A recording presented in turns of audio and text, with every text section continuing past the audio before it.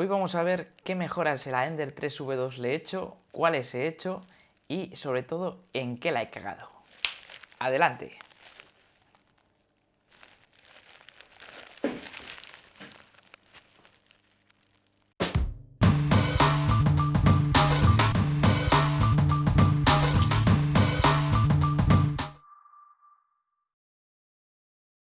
Cuando empezamos a mirar las mejoras que le podemos hacer a una impresora, nos podemos volver literalmente locos. Hay muchísimas, vemos youtubers que han hecho estas, otros que han hecho otras, que si me gasto 80 euros, que si me gasto 20, que si imprimo no sabes cuántas, que si le compro un Belle-Touch, un sensor de filamento, muchísimas. Yo a priori también me volví loco. Al principio lo que suelo hacer es esperar un par de meses a que la impresora haya, digamos, cogido un poco de recorrido y entonces lo que hago es esperar a ver qué mejoras han podido hacer. Porque sobre todo, por ejemplo, un soporte para Belle-Touch.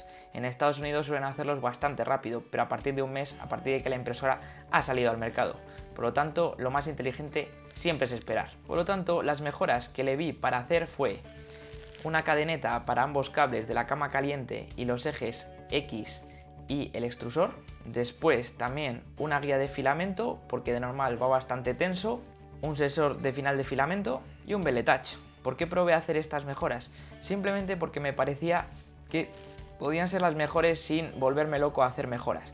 Al final, poner un Belle-Touch siempre está bien, un sensor de final de filamento, pues si ya tienes un soporte para ponerlo, estupendamente, y las cadenetas la verdad es que siempre queda bien en la impresora. También vi otras como por ejemplo ponerle un Hiromi o quitar la fuente de alimentación de debajo de la base a ponerla arriba. Pero al final yo tampoco noté demasiado recalentamiento. Es verdad que se reflejara mejor arriba, pero ya que habían puesto toda la electrónica en la base, ¿para qué ponernos a quitar ese tipo de cosas que tan bien habían quedado en el diseño? Lo primero fue poner la cadeneta. Simplemente estuve quitando los muelles de la base, también le cambié los muelles, que eso se me ha olvidado comentarlo, y le puse una especie de pieza que iba desde la cadeneta hasta arriba. Tuve que mezclar bastantes modelos en 3D de Thingiverse porque había algunos que eran solo para la Ender 3V2 y otros que eran para la Ender 3, ya que las cadenetas ya estaban hechas para este tipo de impresoras de Creality. Por lo tanto, después de montar, remontar y poner todas las cadenetillas, que tardó un buen rato en imprimirse, lo metí al laminador, imprimí, lo monté y no fue de lo que más me llevó, pero sí que lleva bastante montar una cadeneta, aunque la verdad es que quedó estupendo. A continuación fui a ponerle el sensor de final de filamento y también la guía del filamento, pero me di cuenta de que ambos eran incompatibles. Si ponías uno no te cabía el otro. Entonces miré para montarlo. Hasta que me di cuenta de una cosa, también puedo cambiar el extrusor. Resulta que el extrusor que viene por defecto de la Ender 3 es un extrusor MK8 de plástico rojo que no viene nada bien. Entonces al final digamos que le cogí un BMG. Es verdad que clónico de estos de 10 eurillos, pero seguramente iba a ser ya mejor que el extrusor MK8 que traía por defecto. Por lo tanto, al final lo que hice fue montarlo y sorpresa, ya no cabía ni la guía de filamento ni el sensor de final de filamento. Total, que dije, voy a ver cómo lo monto para ver si esto encaja. No había forma. Por lo tanto, al final hice una especie de apaño con la guía de filamento y pude compensar para que no entrara directamente y que digamos el filamento no estuviera tan tenso con una especie de tubo Bowden que salía del BMG, en este caso del extrusor que le puse nuevo, y ese piececita que usé de rodamiento. Simplemente cambié el rodamiento de lado y quedó bastante apañado y así digamos seguía mucho mejor el filamento y va mucho más fluida la impresión. Los muelles los cambié, los de la cama, porque en teoría iban un poco blandos. Estos van bastante más duros y en teoría se va a desnivelar menos la cama, por lo tanto compensa ponerles unos y tampoco cuestan demasiado. Por lo tanto vamos a la parte divertida, el Belle-Touch. Todas las reviews que vi de hacer el Belle-Touch ponían los cables por fuera, por lo tanto me dije, ¿se pueden aprovechar todas las guías y todos los cubrecables que tenemos en la impresora? Y la respuesta fue sí. Costó un ratillo, pero finalmente conseguí meter todos los cables y la verdad es que quedó un Belle-Touch muy bien puesto, además de la pieza que ya estaba prediseñada, que realmente se colocaba de una forma bastante sencilla. Conecté los cables a la placa, que por cierto los conectores que venían por defecto en este Victreetech no estaban bien, por lo tanto sí que necesité hacer un par de ajustillos para ponérselos unos conectores más grandes y que entraran, y finalmente conecté todo. Lo puse a la placa y le puse a furular. Aquí venía el siguiente problema, era el firmware.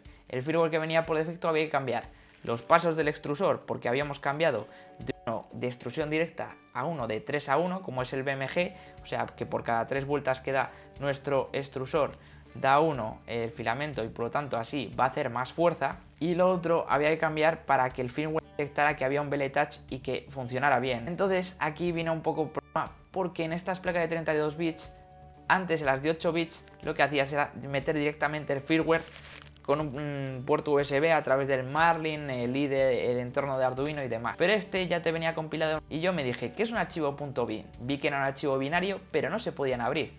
¿Por qué qué? Porque es un archivo codificado del firmware. Por lo tanto, no puedes coger ese archivo .bin y pasarlo directamente y abrirlo como lo abríamos en el Marlin. Por lo tanto, lo que tuve que hacer fue investigar muchísimo y al final vi que había que utilizar un programa que se llama VS Code de Microsoft. Entonces con ese programa hay una serie de add-ons como el auto install de Marlin y el platform.io, pues al final conseguías exportar el archivo .bin no sin dificultad. Tardé unos 2 días en enterarme cómo se hacía bien esto. Soy ingeniero mecánico, a nosotros nos enseñan cositas de ruedas, engranajes, pero de esto no tenemos ni puñetera idea. Por lo tanto, tras conseguir exportar el archivo .bin, conseguí meterlo a la impresora. Pero, ojo, se ponía a calibrar el belly touch y finalmente cuando tenía que nivelar el eje Z no hacía absolutamente nada. Esto al final era malísimo. ¿Por qué? Porque al final no conseguíamos ponerlo y mira que hice cambios en el firmware, busqué todo foros, tuve como 40 pestañas abiertas dentro de mi navegador y esto era lo peor, o sea, realmente no sabía qué hacer. Por lo tanto recurrí a lo último que se podía hacer, que era examinar la placa y dar la vuelta a ver qué tal estaban los conectores. Y, oh sorpresa, me había dejado uno sin conectar. Resulta que aquí estaban los cables, los pines, aquí estaban mis cables, mis conectores, y en vez de ponerlos así, los había puesto así dos. Total, que le cambié los conectores y al final, digamos, cogí, volví a atornillar todo con la pereza que eso da y al final puse otra vez la placa a funcionar a ver si funcionaba el belly touch con la última versión del firmware que había utilizado. Y finalmente funcionó. Puse una especie de estos modelos para ver si has nivelado bien la cama. Y entonces lo que fui haciendo es, pues eso, esperar a ver si el belly touch. También ajusté el Z offset, que es la distancia entre el belly touch, la boquilla, y la punta del belly touch y la boquilla. Y al final, digamos, después de intentar calibrarlo un poco mejor así a través de la pantalla LCD y meter otra vez el archivo en el firmware, cargarlo a la EEPROM y demás, conseguí hacerlo funcionar y la verdad es que quedó bastante bien. Y estas son todas las peripecias que me llevaron a hacer las mejoras de la Ender 3 Sub. La verdad es que quedó bastante bien. Al final también le puse una especie de embellecedores en los raíles que quedaban bastante chulos. Realmente solo te sirven los de abajo para que no se meta mierda ni trocitos de filamento ahí en las ranuras y parezca que le has comprado tu impresora a un vagabundo.